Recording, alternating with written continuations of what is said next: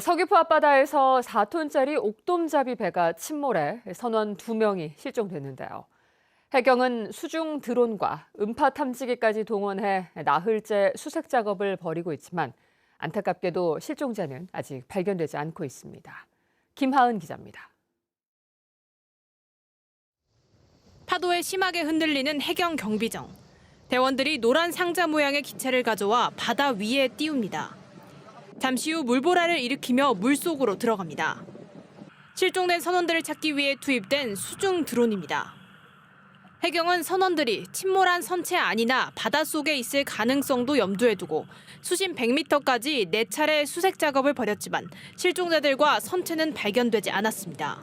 어선 선박을 확인차 수중 드론을 투입하게 됐습니다. 수심이 106m를 넘게 좀 깊이가 있어서 좀 시야 확보가 좀 어려운 점이 있고 조류가 좀 심해서 바다 위와 하늘에서도 수색 작업은 이어졌습니다.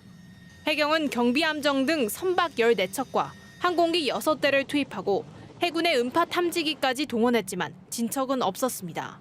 침몰한 배가 돌아올 예정이었던 성산항에는 사고 수습 상황실이 마련됐습니다.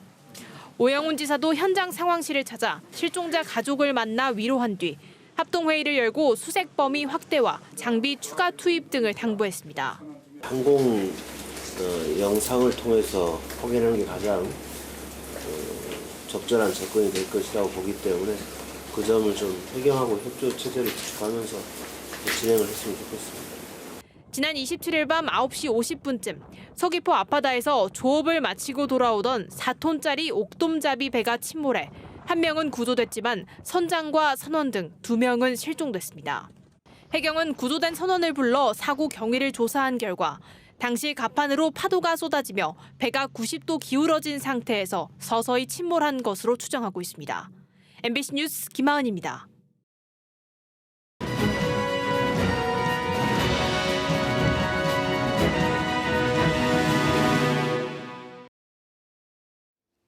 제22대 국회의원 총선거가 이제 70여일 앞으로 다가왔습니다. 총선을 앞두고 제주 지역 유권자들은 어떤 생각을 갖고 있는지 현장의 목소리를 들어봤습니다. 오늘 첫 순서로 제주시 갑선거구를 조인우 기자가 돌아봤습니다. 제주시 갑선거구의 인구는 25만 2천여 명. 제주 지역 선거구 3곳 가운데 가장 많습니다. 이곳의 노영동은 제주에서 인구가 가장 많은 동입니다. 근처의 연동까지 합치면 신제주 생활권만 인구가 10만 명 가까이 됩니다. 아파트가 많고 이주 인구도 많습니다. 인물보다는 정당 투표 경향이 강한 곳입니다. 야당이 만약에 뽑힌다면 좀 더 다양한 의견이 나올 것 같아서 그쪽을 좀 더 지지를 하는 편인 것 같습니다. 좀 어느 정도는 균형이 맞아야지 야당이 너무 많은 의석을 가지고 의회 행포가 너무 심한 것 같아요. 제주의 강남으로 불릴 정도로 집값이 올랐고 상권도 발달했습니다. 주택가 교통 문제는 나빠졌다는 불만이 높습니다. 굉장히 부담되죠. 이렇게 애기 둘 키우면서도 좀 엄청 버겁죠. 집값이 많이 올라가지고. 많이 나빠졌죠. 차 댈 수가 없어 손님들도 못 와요. 연령 주차가 나쁘다는 소문이 나서 안 돼요. 제주시 서부의 읍면들은 전통적인 농어촌 지역입니다. 1차 산업이 쇠퇴하면서 어려워졌다는 이야기가 많습니다.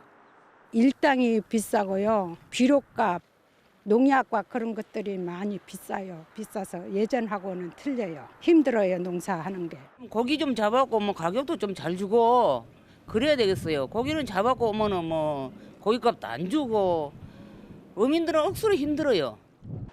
4년 전 총선에서는 더불어민주당 송재호 후보가 미래통합당 장성철 후보를 11.63%포인트 차이로 이겼습니다. 2년 전 대선에서는 민주당 이재명 후보가 국민의힘 윤석열 후보를 12.18%포인트 차이로 이겼습니다. 이번 선거에서는 5명의 예비 후보가 등록했습니다. 더불어민주당에서는 문대림, 문윤택, 송재호 예비 후보가 출마를 선언했습니다. 국민의힘에서는 김영진, 장동훈 예비후보가 출마를 선언했습니다. 경선 결과에 따라 여야의 맞대결 구도가 예상됩니다. MBC 뉴스 조은우입니다. 국토교통부가 제주 제2공항을 건설하는 대신 현 제주공항을 활용하는 것은 어렵다는 입장을 재확인했습니다.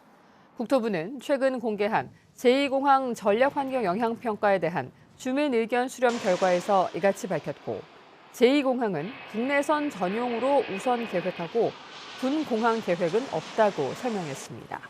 한편 교류 충돌과 멸종위기 생물, 소음 피해 등은 이미 영향을 예측해 저감 대책을 제시했고, 동굴은 정밀 시추 조사를 진행하겠다고 밝혔습니다. 탐나 시대를 비롯해 제주의 유물 가운데 사료 가치가 높은 유물은 국립제주박물관에 보관되는데요. 늘어나는 유물에 공간이 부족해지자 수장고 시설을 넓혔는데 국립제주박물관이 공사를 마친 수장고를 처음 공개했습니다. 홍수연 기자가 보도합니다. 일반 관람객은 물론 학예사들도 허가를 받지 않으면 함부로 출입할 수 없는 수장고. 철저한 보안과 관리 속에 들어가려면 다이얼과 열쇠, 그리고 전자시계 3가지 잠금 장치를 모두 해제해야 합니다. 문을 열고 들어가자 거대한 경납장이 모습을 드러냅니다. 재작년부터 지난해까지 2년 동안 리모델링 공사를 갓 마친 수장고 내부입니다. 전자식 버튼을 터치하면 유물에 손상이 가지 않도록 경납장이 부드럽게 움직여 멈춥니다. 보관 중인 유물은 꺼내지 않아도 입력된 번호를 단말기에 입력하면 기본 사항이 표시됩니다. 소장품의 기본 사항, 그리고 사진 이런 것들을 확인할 수 있고요. 그리고 소장품의 현재 이동 사항, 소장품이 지금 현재 어디에 있는지를 확인할 수 있는데요. 박물관 핵심 시설답게 건물 중앙 지하에 위치한 국립제주박물관 수장고는 전실과 3개 방을 포함해 970제곱미터. 새로운 경납장은 규모 6에서 7 정도의 강진에도 견딜 수 있게 설치됐고, 만일에 대비한 화재 진압용 가스는 유물의 피해를 최소화하도록 친환경 가스로 교체했습니다.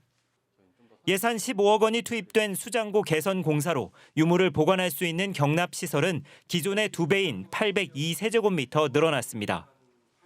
지난 2001년 개관 이후 차곡차곡 늘어난 소장품 5만 3천여 점 가운데 전시품 1,000여 점을 뺀 5만 2천여 점을 보관하고도 앞으로 20년 가까이 유물을 더 수용할 수 있는 규모입니다.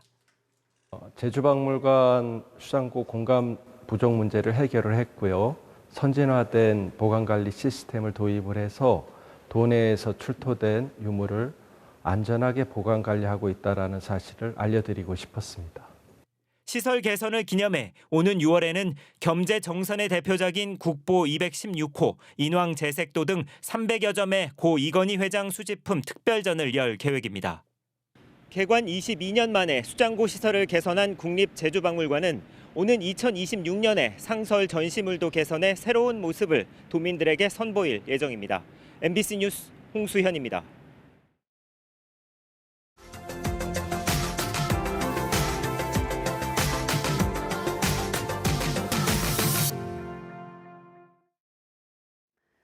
인공지능 기술은 이제 생활 곳곳에 스며들고 있는데요. 경북에서는 농업과 농식품 제조 현장에서도 인공지능 기술이 빠르게 적용되고 있습니다. 제주에서 이미 도입된 농산물 선별은 물론 식재료 속에 섞여 있는 이물질까지 빠르고 정밀하게 골라낸다고 합니다. 안동 MBC 김건엽 기자가 보도합니다. 이물질을 골라내는 선별기 속으로 말린 당근 조각들이 들어갑니다. 원재료의 다양한 모양과 성질 등을 학습한 인공지능과 빛을 200여 개 파장으로 잘게 쪼개 들여다보는 초분광 기술을 활용해 이물질을 잡아내는 겁니다. 기존의 엑스레이나 금속 검출기로는 불가능한 머리카락 등의 이물질을 99%의 정확도로 골라냅니다.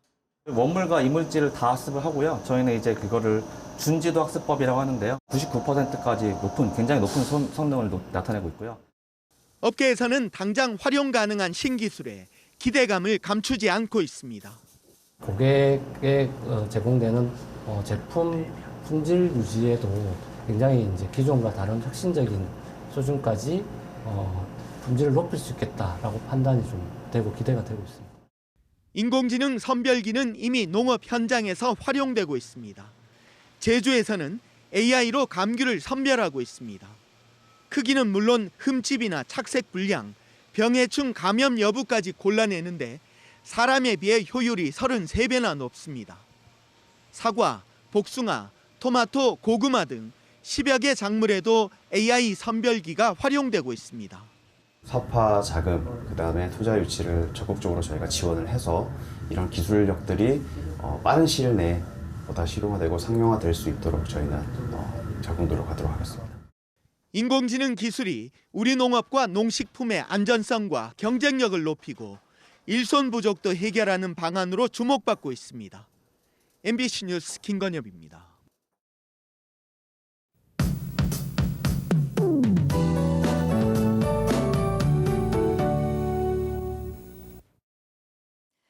하루 사이에 하늘빛이 달라지겠습니다. 제주도 남쪽 해상으로 다가오는 기압골의 영향으로 먹구름이 하늘을 덮겠는데요.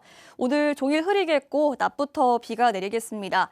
낮에 산지에 비가 오기 시작해서 늦은 오후에는 대부분 지역으로 비가 확대될 텐데요. 저녁 퇴근 시간에는 제주 전 지역에 비가 내리겠습니다. 우산 챙기시기 바랍니다. 비가 오는 곳은 가시거리가 짧아지겠고 중산간 이상 지역에서는 안개도 짙게 끼겠습니다. 오늘 교통안전에 유의하셔야겠습니다. 이번 비는 모레까지 내릴 텐데요. 일단 내일까지 예상 강수량은 5에서 30mm 정도이고요. 내일 낮부터는 비가 소강 상태를 보이는 곳이 있겠습니다. 아침 현재 기온 보시면 북부 지역 4도, 서부 지역 5도, 남부 지역 7도 보이고 있는데요. 산간 지역 높은 곳은 아침에 영하권을 보이는 곳이 있겠습니다. 산간도로는 길이 아직 얼어 있어서 빙판길 조심하셔야겠습니다. 낮 최고 기온은 대부분 12도까지 오르겠습니다. 오늘 예년보다 온화하겠습니다. 섬 지역도 흐리겠고요. 저녁부터 비가 오기 시작하겠습니다. 바다의 물결은 잔잔하게 일겠는데요. 모레부터는 바람이 다시 강하게 불면서 물결이 높아지겠고 해안으로 너울이 밀려오겠습니다.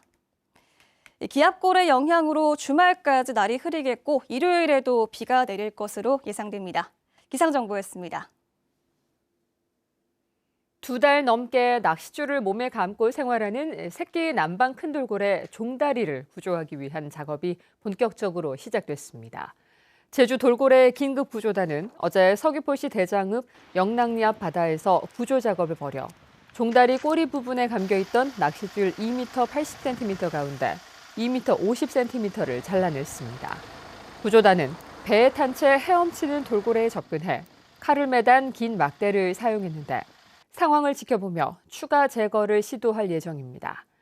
지난해 11월 제주시 구자읍 하도리 앞바다에서 발견된 종다리는 꼬리와 입에 그물줄이 걸린 채 발견됐는데 최근에는 이상 증세를 보이는 모습이 관찰되기도 했습니다.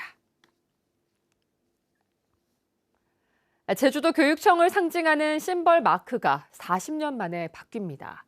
이번에 바뀌는 심벌 마크는 제주와 교육의 이니셜인 J와 E가 서로 나란히 연결된 형태로 소통하고 공존하는 법을 표현했다고 교육청은 설명했습니다.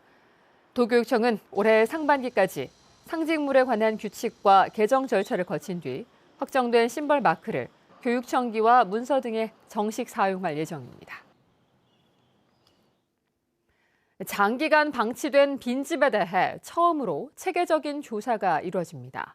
제주도는 한국부동산원에 의뢰해 다음 달부터 12월까지 빈집이 발생하는 이유와 안정 상태 등을 전수조사하기로 했습니다.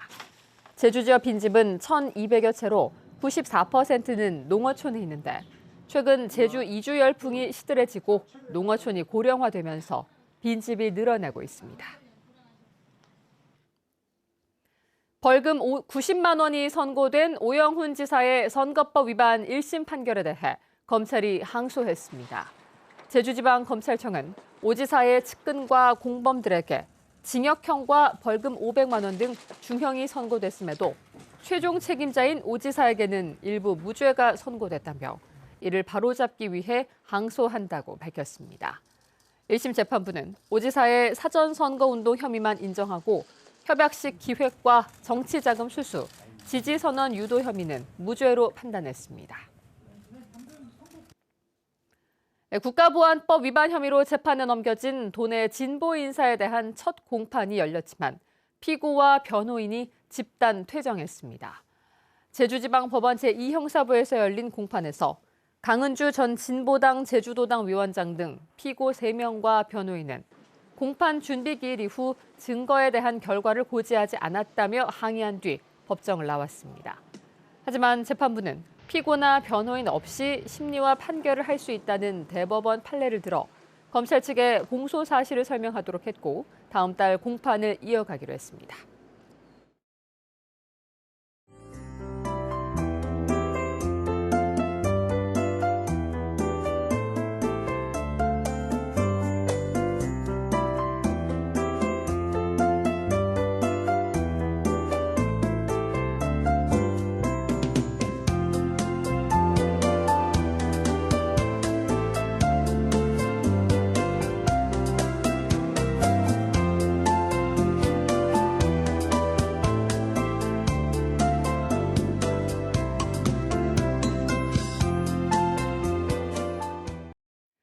뉴스투데이 제주였습니다. 여러분 고맙습니다.